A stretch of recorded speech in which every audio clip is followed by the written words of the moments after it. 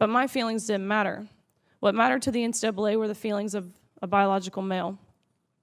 In 1972, Congress enacted Title IX to end unjust sex discrimination in all aspects of education, including college athletics.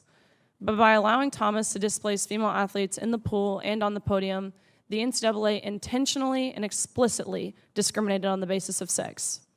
Although the NCAA claimed it acted in the name of inclusion, its policies in fact excluded female athletes, which are the very female athletes whom Title IX was passed to protect. But that is not all.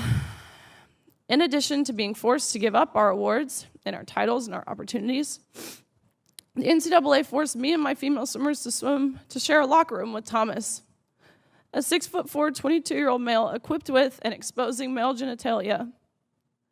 Let me be clear about this. We were not forewarned we would be sharing a locker room. No one asked for our consent, and we did not give our consent. And I'll set the scene. A swimming locker room is not a place of modesty. You're undressing, you're fully exposed, and we were forced to take off our swimsuit in front of a man who was doing the exact same thing.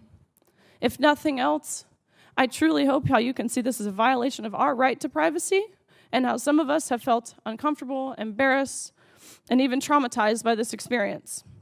Hi guys, welcome back to the channel. So I wanted to react to this recent Senate Judiciary Committee hearing where Riley Gaines testified, and she gave quite an emotional testimony. She got choked up a bit when she got to the part about having to share a locker room with Leah Thomas, a biological male. And she said that they weren't even pre-warned about it. They were in the locker room and in walks Leah, 6-foot male, everything intact at the time. And yeah, they just had to deal with it apparently. And this is the time where she got emotional during that hearing. And she told her story, hers and what many other young women are going through in schools and colleges and in women's sports today. So Riley went head to head with the president of the Human Rights Campaign, who described herself as the first Black queer president of the organization. And it all started with the question of whether or not biological males have an advantage over females. That was the question, and her answer was really bad. It wasn't rooted in any reality, it wasn't rooted in fact, and she basically tried to spread misinformation, and Riley had to correct her because Riley knows what she's talking about. And you know, this isn't up for debate. It's a scientific fact that men are stronger than women in muscle mass, bone density, typically in height. They have an advantage in all those areas, and that's why we have male and female categories. It's very simple. That doesn't change just because somebody wants to identify as a woman. But when she was asked a question about biological males being stronger than women, she fumbled in a spectacular fashion. So let's take a look. All right, let's go back to the biology. Male, female, boy, girl, okay? Biologically, do males have an advantage over females biologically in sports? Again, I'm not a physician and I can't speak to that. What's your real world experience? It depends. I mean, there are some people who are born male that I'm faster than if I were to sprint against them, and some that I'm not. Some males that are taller than some women, and some that are shorter. You don't believe that a biological male has a physical advantage in sports over a biological female? Not as a definitive statement. Give me an example. Well, no, I don't think. How many female members of the NBA do you see? Well, I can say that, you know, there's been this news article about men that think that they could beat Serena Williams in tennis, right? That they think that they could actually score a point on her. And it's just not the case. She is stronger than that. What's your experience, Ben?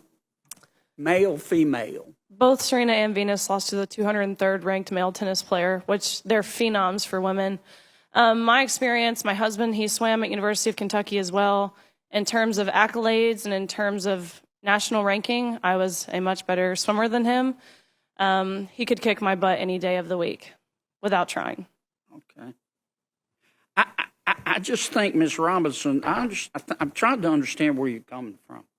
I think you lose a lot of credibility when you don't concede that a biological male has physical advantages over a biological female. I mean, I just think that's a proven fact. So you saw that. Of course, she started off with, I'm not a physician or I'm not a biologist, that kind of thing. The Kataji Brown classic answer. She started off with that, of course, as if that means that she can't use common sense.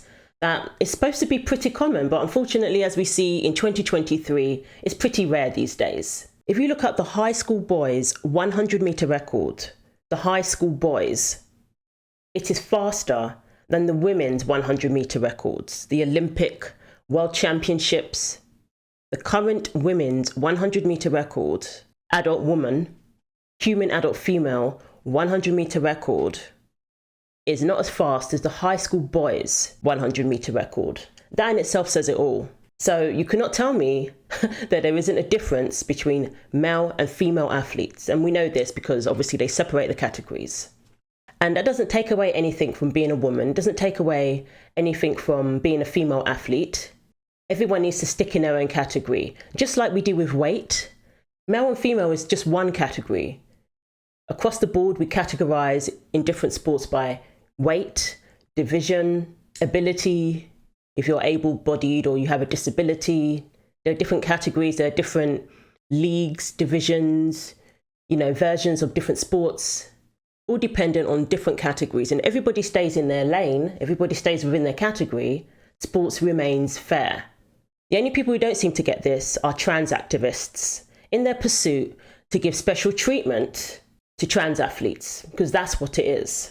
Now I'm going to read you some information about the Serena and Venus Williams story that Riley Gaines alluded to there. So 50-year-old Karsten Embarrasses challenged and beat Serena Williams and Venus Williams back-to-back at the 1998 Australian Open after the sisters claimed they could beat any male player outside the world's top 200. Serena Williams, a 39-time Grand Slam champion, has said male tennis player Andy Murray, a 3-time Grand Slam winner, could beat her 6-0, 6-0 in 5 to 6 minutes. There was a point where the Williams sisters, they were a little confident.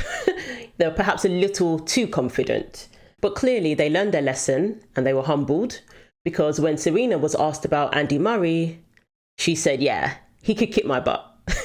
She said, it's true. It's completely different sport.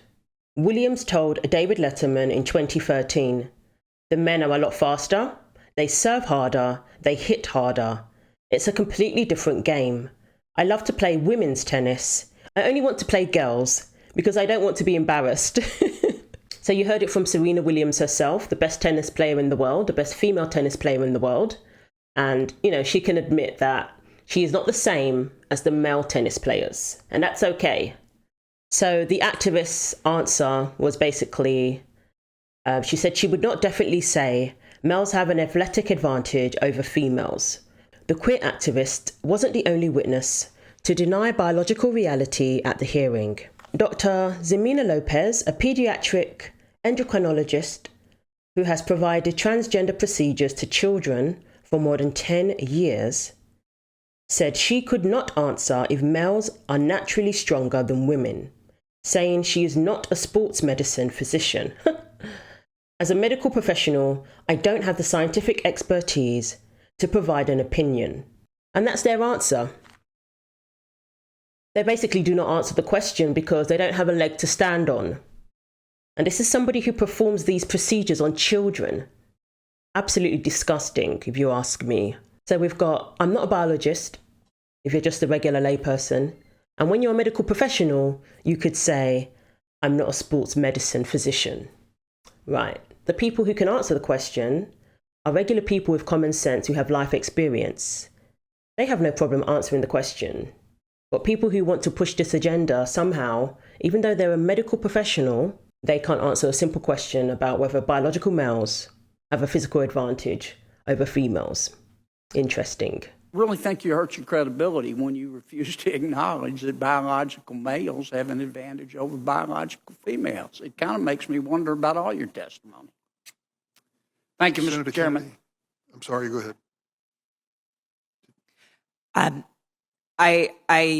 What I'm trying to say is that there is not a definitive advantage in all cases. Sir, I don't know if you believe that you could beat Serena Williams in tennis, but I probably think that that's not the case. There are not all cases where all men are physically superior to all women. And at the end of the day, in this conversation, we're not talking about that.